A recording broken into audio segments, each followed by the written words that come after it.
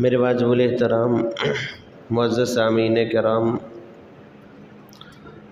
رب ذوالجلال نے مسلمانوں کو دو خوشی کے تہوار دیے ہیں، ایک عید الفطر اور دوسرا عید الاضحیٰ۔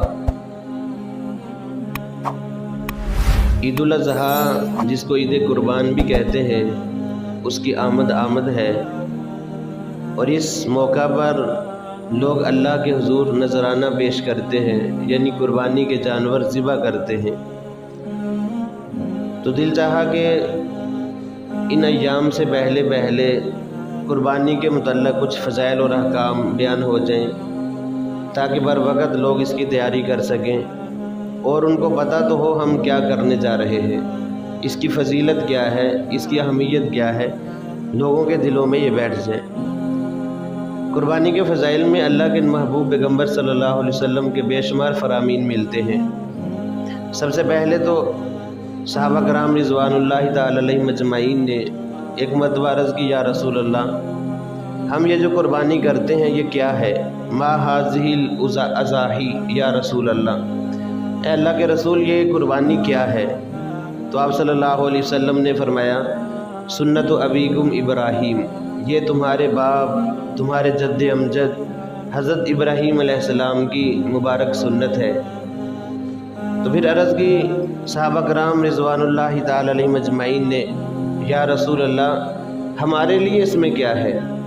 تو فرمایا بکل شعرۃ حسنہ، کہ میرے صحابہ قربانی کے جانور کے جسم پر جو بال ہیں، ہر بال کے بدلے میں اللہ رب العزت ایک نیکی عطا فرمائیں گے۔ قربان جائیں اللہ رب العزت کی قدرت پر اور عظمت شان پر، کتنا بڑا ہمیں یہ اجر کا ایک موقع عطا فرما دیا۔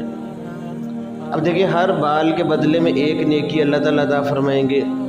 قرآن مجید کی آیت کریمہ کو ساتھ ملاتے ہیں، من جاء بالحسنۃ فلہ عشر امثالھا، اللہ تعالیٰ خود فرماتے ہیں کہ جو ایک نیکی کرے گا کم از کم اس کو 10 گنا میں اجر عطا کروں گا، اور یہ اجر بس اوقات 700 گنا سے بھی بڑھ کر ہو جاتا ہے۔ تو کم از کم جو مقدار ہے ایک نیکی کے بدلے میں 10 گنا میں اجر اس کو عطا کروں گا۔ تو اب اندازہ کریں کہ ایک جانور کے جسم پر، ایک بکری ہے، بھیڑ ہے، دمبا ہے، یا گائے، اونٹ ہے، بھینس ہے، کوئی بھی ان کے جسم کے بالوں کو شمار نہیں کر سکتا۔ تو جب شمار نہیں کر سکتا تو کتنی زیادہ نیکیاں، پھر جتنے بال ہیں اس کو 10 کے ساتھ ضرب دے دیں تو کتنی زیادہ نیکیاں ہمیں اللہ رب العزت اس موقع پر عطا فرماتے ہیں۔ فرمایا بکل شعرۃ حسنہ، اے میرے صحابہ ہر بال کے بدلے میں اللہ تعالیٰ ایک نیکی عطا فرمائیں گے۔ صحابہ کرام نے عرض کی، یا رسول اللہ کچھ جانور ایسے ہیں جن کے جسم پر بال نہیں ہوتی، اون ہوتی، ان کا کیا حکم ہے؟ جیسے بھیڑ، دمبا وغیرہ، ان پر بال نہیں بلکہ اون ہوتی ہے۔ تو آپ صلی اللہ علیہ وسلم نے فرمایا کہ اون کے بھی ہر ریشے پر، ہر بال پر اللہ تعالیٰ ایک نیکی عطا فرمائیں گے۔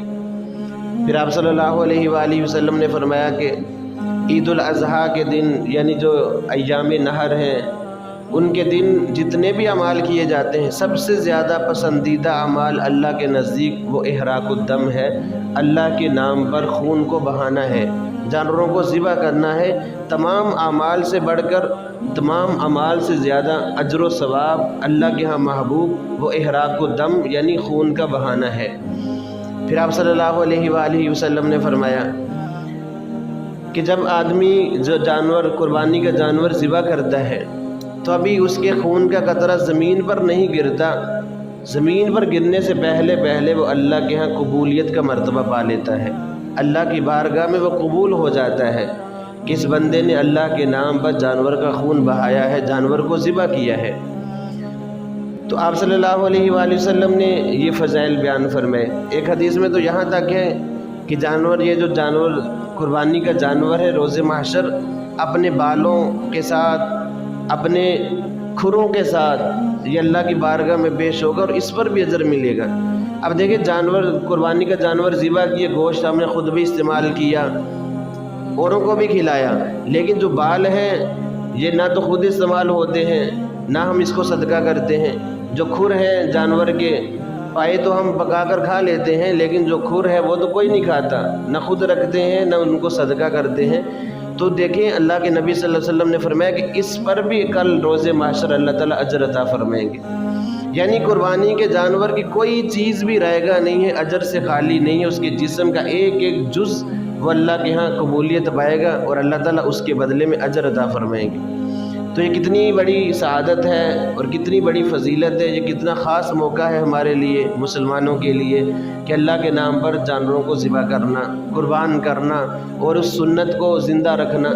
پھر آپ صلی اللہ علیہ وسلم نے اس کا حکم بھی بیان فرمایا کہ یہ قربانی کا حکم کیا ہے، فرمایا من وجد ساعة فلم یضحی فلا یقربن مصلانا، کہ جو بندہ وسعت پائے یعنی صاحب نصاب ہو، قربانی کر سکتا ہے، اس کے باوجود وہ قربانی نہ کرے، فرمایا وہ ہماری عیدگاہ کے قریب بھی نہ آئے۔ کتنی بڑی ناراضگی کا اظہار اللہ کے پیغمبر صلی اللہ علیہ وسلم نے فرمایا، اور کتنی بڑی سخت وعید فرمائی کہ جو بندہ قربانی نہیں کرتا وہ ہماری عیدگاہ کے قریب بھی نہ آئے۔ اس پر امام اعظم ابو حنیفہ رحمۃ اللہ علیہ فرماتے ہیں کہ یہ قربانی کرنا ہر مسلمان جو صاحب نصاب مرد ہو یا عورت ہو اس پر یہ واجب ہے کہ اس حکم کو بجا لائے۔ اگر کوئی اس کے باوجود قربانی نہیں کرتا تو وہ عند اللہ مجرم ہوگا، گناہ گار ہوگا۔ اللہ کے نبی صلی اللہ علیہ وسلم کی وعید اس میں شامل ہے کہ وہ گناہ سے بھی نہیں بچ سکے گا۔ اس لیے جن پر قربانی واجب ہے ان پر قربانی کا کرنا لازم ہے، وہ ضرور کریں، نہیں کریں گے تو گناہ گار ہوں گی۔ اب آگے مسئلہ یہ ہے کہ قربانی کس پر واجب ہے، قربانی کا نصاب کیا ہے۔ تو یاد رکھیں ہر بندہ جو صاحب نصاب مطلب کہ جس کے کی ملکیت میں 52.5 تولہ چاندی یا اس کی قیمت ہے، وہ چاہے سونے کی شکل میں ہو، وہ نقدی پیسے کی شکل میں ہو، مال تجارت کی شکل میں ہو، یا گھر میں جو زائد از ضرورت سامان پڑا ہے جو کبھی بھی استعمال میں نہیں آیا، ضرورت سے زائد ہے، اس کی شکل میں ہو، اگر سب کو ملا کر بھی 52.5 تولہ چاندی کی قیمت کو یہ نصاب پہنچ جاتا ہے، اس پر سال کا گزرنا بھی ضروری نہیں ہے۔ اور اگر یہ قربانی کے دنوں کے اندر بھی آدمی کے پاس اتنا مال آ جاتا ہے، 52.5 تولہ چاندی کا ریٹ آج کے اعتبار سے تقریباً کوئی 70-80 ہزار کے لگ بھگ ہے، وہ مارکیٹ سے ریٹ معلوم کیا جا سکتا ہے۔ اس کے اعتبار سے اگر کوئی آدمی تقریباً 80 ہزار کا مالک ہے، یہ 80 ہزار چاندی کی شکل میں ہو، سونے کی شکل میں ہو، مال تجارت کی شکل میں ہو، نقدی پیسے بینک اکاؤنٹ کے بینک بیلنس کی شکل میں ہو، یا پھر ضرورت سے زائد جو سامان گھر میں پڑا اس کی شکل میں ہو، جو بندہ بھی اس کا مالک ہے اس پر قربانی کرنا واجب ہے، وہ چاہے مرد ہو یا عورت ہو۔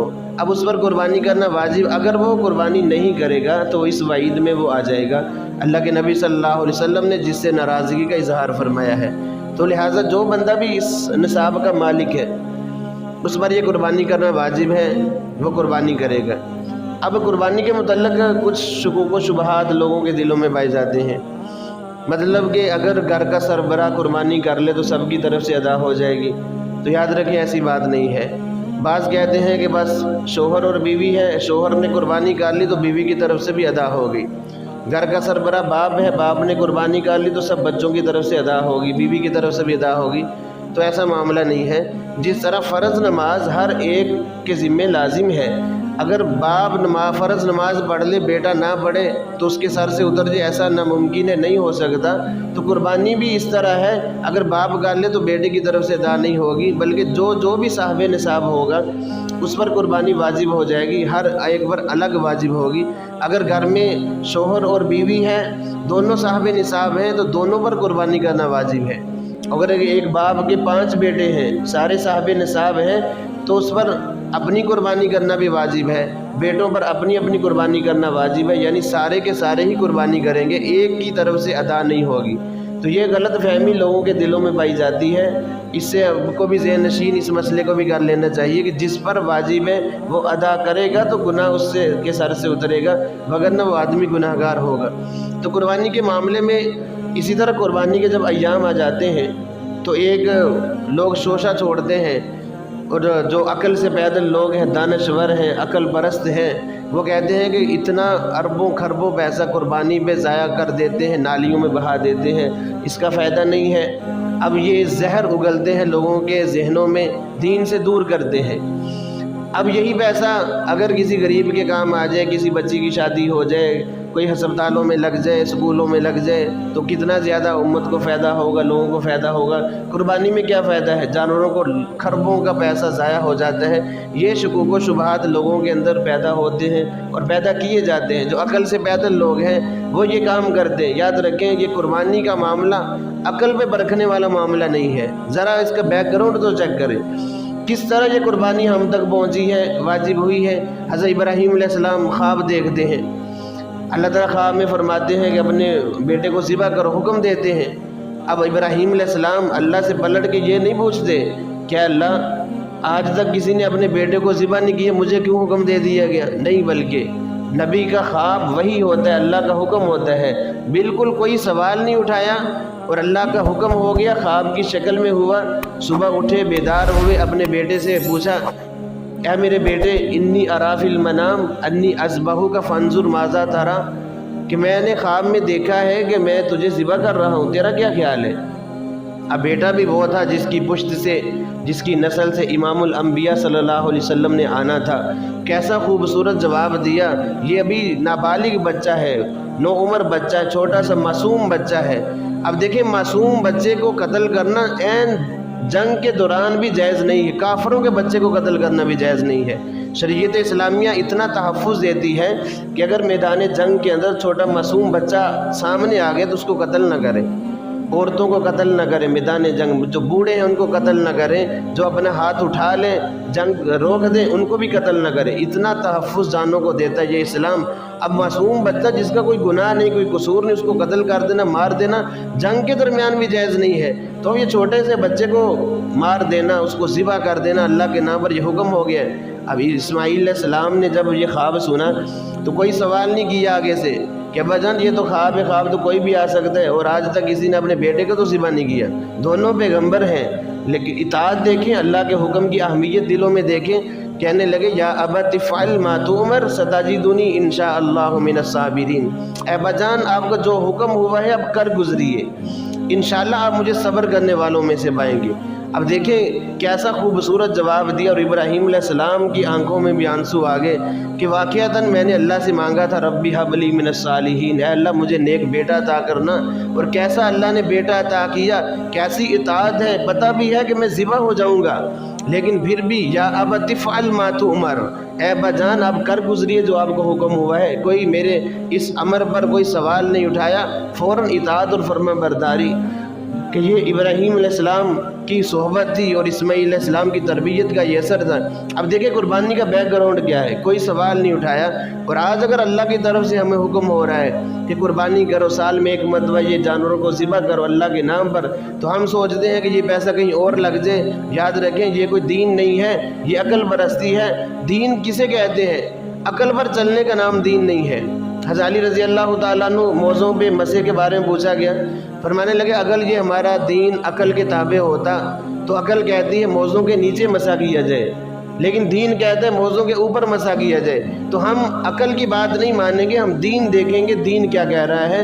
और दीन कहते किसे हैं? अल्लाह के हुक्म को मान लेना, आगे अल्लाह के हुक्मों के सामने अपना सर झुका लेना, अल्लाह की इताअत में लग जाना, अल्लाह और उसके रसूल की, इसी का नाम दीन है। जब कुर्बानी का हुक्म आ गया तो हमें इस पर कोई सवाल नहीं उठाना चाहिए। अल्लाह का हुक्म पूरा करते हुए चाहे हमारी जानें भी हमें कुर्बान करना पड़ जाए तो हम कोई दरेग नहीं करेंगे, क्योंकि मेरे मालिक का हुक्म है। जब अल्लाह का हुक्म आ जाए तो कोई कंप्रोमाइज़ नहीं। अब ऐसे सवाल उठाना कुर्बानी के मौके पर कतन जायज़ नहीं है, और इन सवालों की वजह से कुर्बानी को छोड़ देना ये बहुत बड़ा गुनाह है। हमें ऐसे सवालों में नहीं पड़ना चाहिए। याद रखें, सदक़े का अपना एक अजर है, लेकिन कुर्बानी करना, अल्लाह के महबूब पैगंबर सल्लल्लाहु अलैहि वसल्लम ने क्या फरमाया कि अय्याम कुर्बानी के दिनों में अल्लाह को सबसे पसंदीदा अमल जो है वो अल्लाह के नाम पर जानवरों को कुर्बान करना है।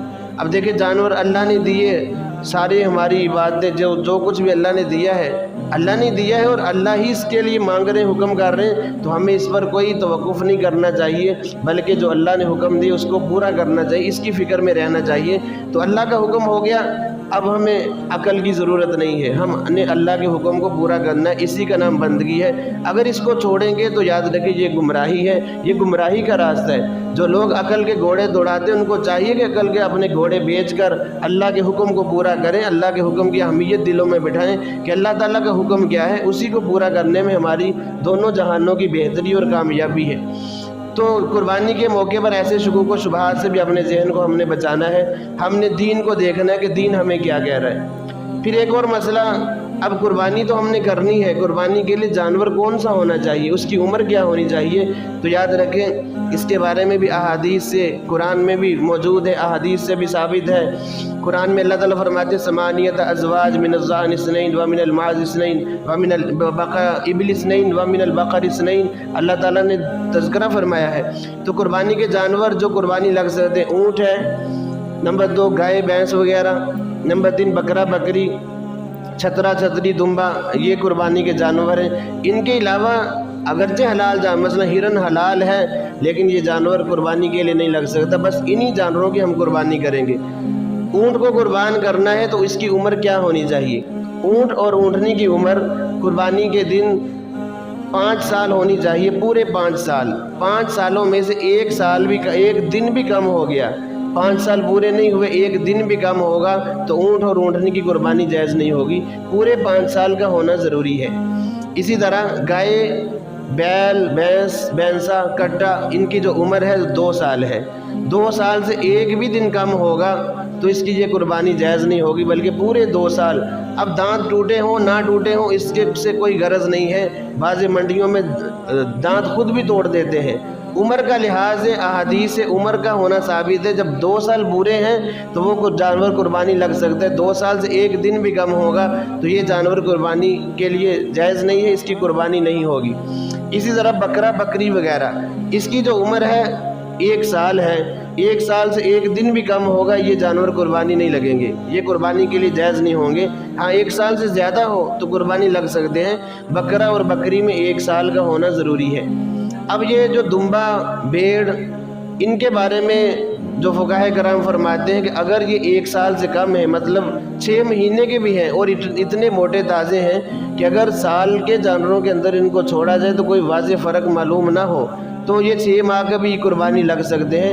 یاد رکھیں یہ دمبا، بھیڑ، چھترا وغیرہ اگر سال سے کم بھی ہیں تو ان کی قربانی جائز ہے، لیکن موٹے تازے ہوں، سال کے اور ان جانوروں میں کوئی فرق واضح نہ ہو تو یہ قربانی لگ سکتے ہیں۔ عام طور پر بکری اور بکرا 1 سال اس کی عمر ہونا چاہیے، 1 سال سے ایک دن بھی کم ہوگا تو یہ جانور قربانی نہیں لگیں گے، تو یہ قربانی کے جانوروں کی عمریں ہوگی۔